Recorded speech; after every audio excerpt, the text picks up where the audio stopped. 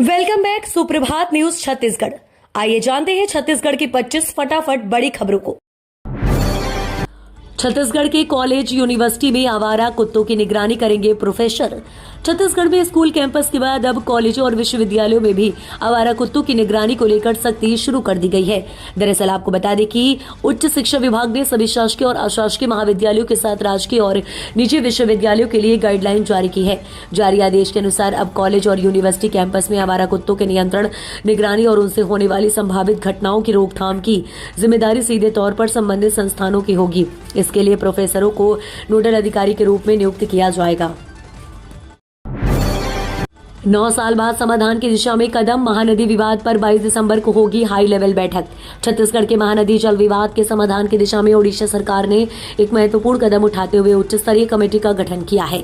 इस कमेटी की पहली बैठक 22 दिसंबर को शाम 4 बजे लोक सेवा भवन में आयोजित होगी। बैठक की अध्यक्षता ओडिशा के उप मुख्यमंत्री कनवर्धन सिंह देव करेंगे। दरअसल आपको बता दें कि हालांकि ये विवाद फिलहाल ट्रिब्यूनल में पर अभी विचार किया जा रहा है।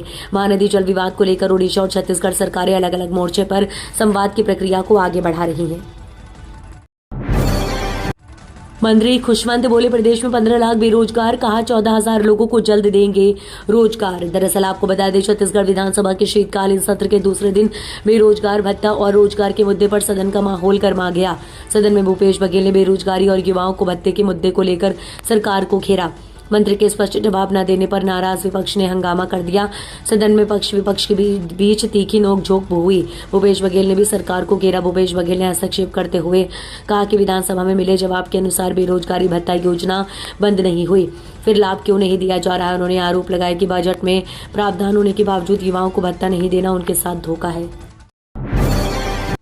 रेलवे कर्मचारियों और संविदा कर्मियों को मिलेगा नया पहचान पत्र। रेलवे कर्मचारियों और संविदा पर कार्यरत कर्मियों को अब QR कोड आधारित नया पहचान पत्र मिलेगा। दरअसल ये व्यवस्था देश भर में लागू की जा रही है। रेलवे बोर्ड का इससे संबंधित आदेश दक्षिण पूर्व मध्य रेलवे को प्राप्त हुआ गया है, जिसके बाद इसे लागू करने की प्रक्रिया शुरू कर दी गई है। रेलवे बोर्ड की प्रधान कार्यकारी निर्देशक रेणु शर्मा ने सभी जोन को इस व्यवस्था को शीघ्र लागू करने के निर्देश दिए हैं। 19-20 दिसंबर को रायपुर में होगा नेशनल ट्रांसजेंडर स्पोर्ट्स मीट। राजधानी रायपुर में नेशनल ट्रांसजेंडर स्पोर्ट्स मीट 2025 के आयोजन को लेकर तैयारियां पूरी कर ली गई हैं। 2 दिवसीय ये राष्ट्रीय खेल महोत्सव 19 और 20 दिसंबर को स्वामी विवेकानंद एथलेटिक स्टेडियम कोटा में आयोजित किया जाएगा। इस आयोजन को छत्तीसगढ़ मितवा संकल्प समिति और छत्तीसगढ़ सरकार के समाज कल्याण विभाग मिलकर कर रहे हैं। प्रतियोगिता में पंजाब, महाराष्ट्र, गुजरात, झारखंड, उत्तर प्रदेश, दिल्ली, पश्चिम बंगाल सहित कई राज्यों से ट्रांसजेंडर खिलाड़ी और प्रतिभागी हिस्सा लेंगे। दरअसल आपको बता दें कि आयोजकों के मुताबिक ये स्पोर्ट्स मीट ट्रांसजेंडर समुदाय के खेल प्रतिभा, आत्मविश्वास और राष्ट्रीय सहभागिता को मजबूत मंच प्रदान करेगा। प्रदेश में लोगों को कड़ाके की ठंड से मिलेगी थोड़ी राहत। राजधानी में छाया रहेगा कोहरा।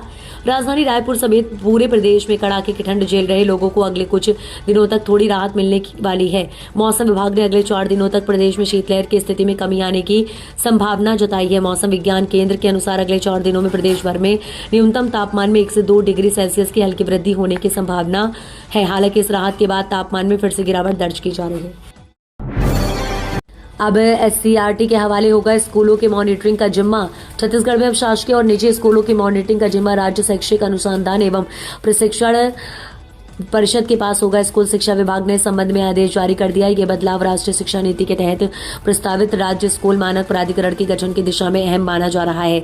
NEP 2020 के तहत राज्य में स्कूल मानक प्राधिकरण की स्थापना की जानी है, जिसकी पूरी जिम्मेदारी SCRT को सौंपी गई है। सूत्रों के अनुसार इस प्राधिकरण के संचालन में CRT की प्रमुख भूमिका होगी। भिलाई में 25 से 29 दिसंबर तक दिव्य हनुमंत कथा। भिलाई में 25 से 29 दिसंबर तक दिव्य हनुमंत कथा का भव्य आयोजन किया जाएगा।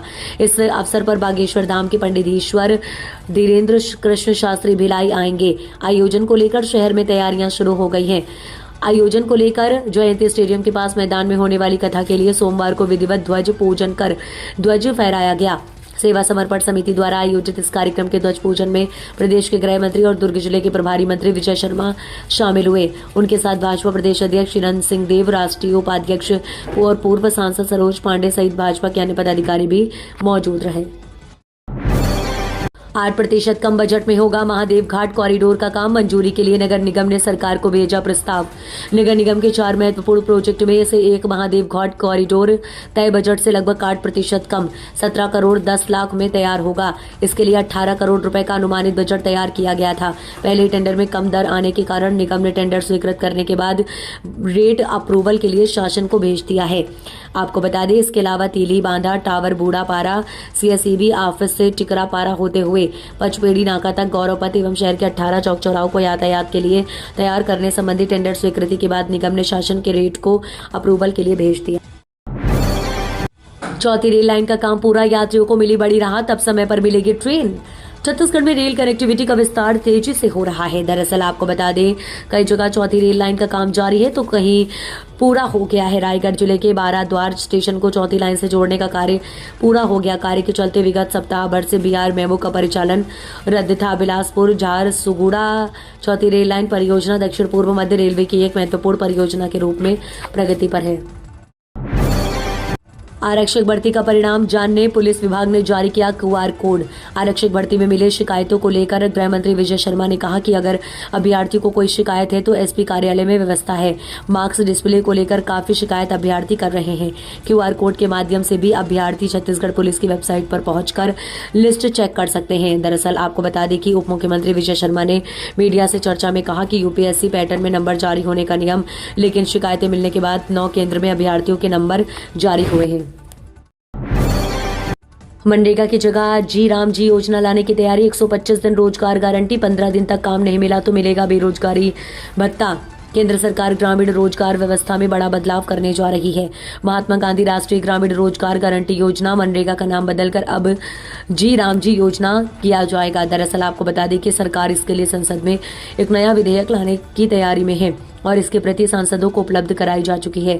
सरकार के प्रस्ताव के अनुसार इस योजना का आधिकारिक नाम विकसित भारत गारंटी फॉर रोजगार एंड आजीविका मिशन यानी VBG Ram ji bill update होगा। शराब दुकान बंद, इस दिन देशी विदेशी मदिरा दुकान रहेगी बंद। शुष्क दिवस घोषित। प्रदेश में शुष्क दिवस घोषित किया गया है। गुरु घासीदास जयंती पर 18 दिसंबर को सभी देशी विदेशी मदिरा दुकान बंद रहेंगी। इस दौरान अगर कोई शराब पीते या पिलाते पकड़ा गया तो उसके खिलाफ कड़ी कार्यवाही की जाएगी। कलेक्टर रणवीर शर्मा के निर्देशानुसार शासन की आबकारी नीति के अंतर्गत व्यवस्थापन नियमों एवं शासन निर्देश के बिंदु क्रमांक 22 के अनुरूप गुरु घासीदास जयंती के अवसर पर दिनांक 18 दिसंबर 2025 को जिला बेमेतरा में शुष्क दिवस घोषित किया गया है। वंदे भारत ट्रेन में अब मिलेगा छत्तीसगढ़ का टेस्ट मेन्यू में शामिल होगा शीला, फरा और चौशेला। वंदे भारत एक्सप्रेस में सफर करने वाले यात्रियों के लिए अब यात्रा सिर्फ तेज और आरामदायक ही नहीं बल्कि स्वाद और संस्कृति से भरपूर भी होगी। भारतीय रेलवे ने एक अहम फैसला लेते हुए वंदे भारत ट्रेनों के मेन्यू में स्थानीय व्यंजनों को शामिल करने का निर्णय लिया है। केंद्रीय रेल मंत्री अश्विनी वैष्णव के निर्देश पर इस पहल की शुरुआत की जा रही है ताकि यात्री अलग अलग राज्यों से गुजरते हुए वहां के पारंपरिक खान पान का अनुभव ले सके। अवैध रेत परिवहन पर खनिज विभाग की बड़ी कार्यवाही, 9 ट्रैक्टर जब्त। रायगढ़ जिले में अवैध रेत खनन और परिवहन पर रोक लगाने के लिए खनिज विभाग लगातार सख्त कदम उठा रहा है। इसी क्रम में खनिज विभाग ने बड़ी कार्यवाही करते हुए अवैध रूप से रेत परिवहन करते हुए 9 ट्रैक्टर वाहनों को जब्त किया है। दरअसल सभी जब्त किए गए वाहन कलेक्टर कार्यालय परिसर में खड़े कराए गए हैं।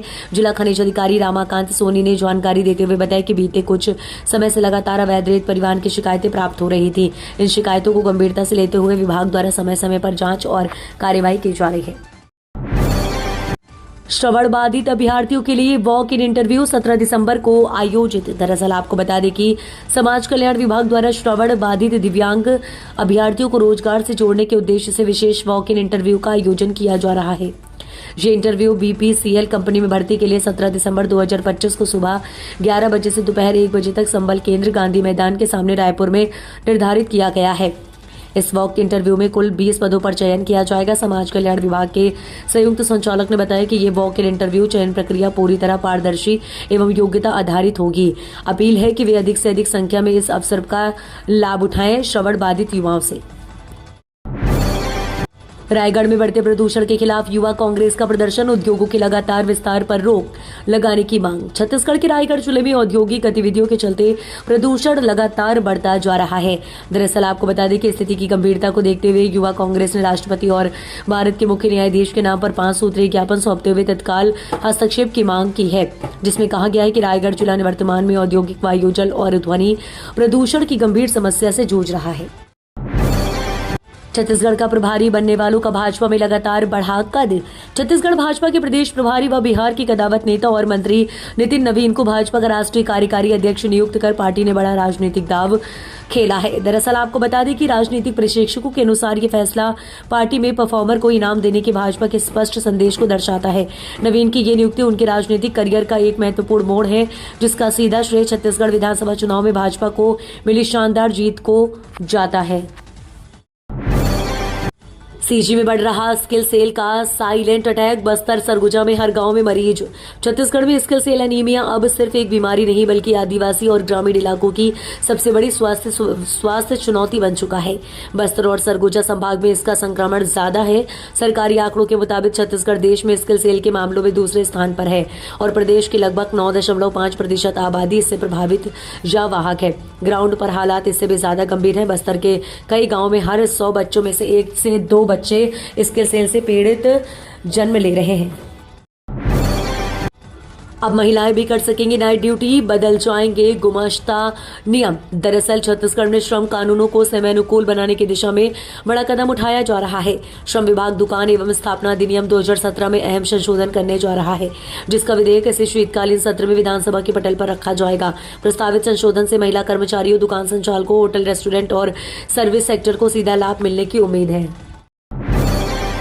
प्रधानमंत्री आवास योजना में बड़ी उपलब्धि, मुख्यमंत्री साय ने कॉफी टेबल बुक कर किया विमोचन। दरअसल आपको बता दें कि विमोचन आवास योजना के तहत छत्तीसगढ़ को मिली ऐतिहासिक उपलब्धियों को रेखांकित करते हुए मुख्यमंत्री विष्णुदेव साय ने विधानसभा स्थित अपने कार्यकाल कक्ष में एक विशेष कॉफी टेबल बुक का विमोचन किया। यह अवसर उनकी पहली मंत्रिपरिषद बैठक में 18 लाख ग्रामीण आवासों की स्वीकृति के निर्णय के 2 वर्ष पूर्ण होने पर आयोजित किया गया। 89,000 बैंक खातों में 26 करोड़ जमा, आरबीआई रकम लौटाने को तैयार नहीं आ रहे दावेदार। जिले में 10 वर्षों में 89,000 बैंक खातों में लेन देन नहीं हुआ, लेकिन इन खातों में करीब 26 करोड़ रुपए जमा हैं।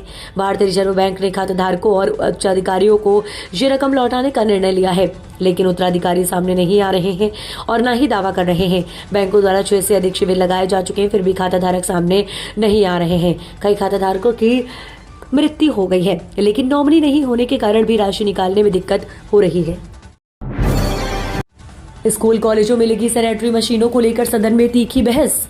छत्तीसगढ़ विधानसभा के शीतकालीन सत्र के दूसरे दिन स्कूल कॉलेजों में लगाए गए सैनिटरी नैपकिन, वेंडिंग मशीन और डिस्पोजल के लिए लगाए गए इंसिनरेटर मशीनों का मुद्दा सदन में जोरों शोरों से उठा है। भाजपा विधायक धर्मलाल कौशिक ने मशीनों के संचालन पर सवाल खड़े करते हुए उनकी जांच कराने की मांग की। धर्मलाल कौशिक ने कहा कि कई स्कूलों में लगी मशीनें संचालित नहीं है और केवल कागजों में ही व्यवस्था दिखाई जा रही है। उन्होंने मंत्री में मशीनों के सत्यापन, उन्हें लगाने वाली एजेंसियों के नाम और स्थापना की तारीखों की जानकारी मांगी। 29 दिसंबर से प्रदेश भर के शासकीय दफ्तरों में बंद रहेगा कामकाज। छत्तीसगढ़ कर्मचारी अधिकारी फेडरेशन के आह्वान पर प्रदेश भर के शासकीय कर्मचारी अपनी 11 सूत्रीय मांगों को लेकर 29 से 31 दिसंबर तक 3 दिवसीय हड़ताल पर जाने का ऐलान किया है। हड़ताल की तैयारियों के तहत छत्तीसगढ़ संचालन शासकीय कर्मचारी संघ की ओर से 13 दिसंबर को इंद्रावती भवन में एक महत्वपूर्ण बैठक आयोजित की गई। बैठक में आंदोलन की रूपरेखा तय की गई है और पदाधिकारियों की अलग अलग टीमें गठित की गई हैं। ये टीमें प्रदेश के विभिन्न विभागों और कार्यालयों में जाकर कर्मचारियों को आंदोलन के उद्देश्य और आगामी कार्यक्रमों की जानकारी देंगी। कोयला घोटाला, जयचंद्र के खिलाफ 1000 पन्नों की चार्जशीट पेश। छत्तीसगढ़ कोयला घोटाले में ईओडब्ल्यू ने आरोपी जयचंद्र कोशले के खिलाफ सोमवार को विशेष न्यायालय रायपुर में करीब 1000 पेज का अभियोग पत्र पेश किया है। जयचंद्र कोशले इस समय केंद्रीय जेल रायपुर में बंद हैं। जयचंद्र पर 7 से 8 करोड़ रुपए की अवैध कोल लेवी सौम्या चौरसिया तक पहुंचाने का आरोप है। डायरी और व्हाट्सएप चैट्स में जय नाम की एंट्रियों से लेन देन की पुष्टि हुई है। आरोपी ने अवैध रकम से खुद और परिवार के नाम पर संपत्तियां खरीदी, इसकी जांच जारी है।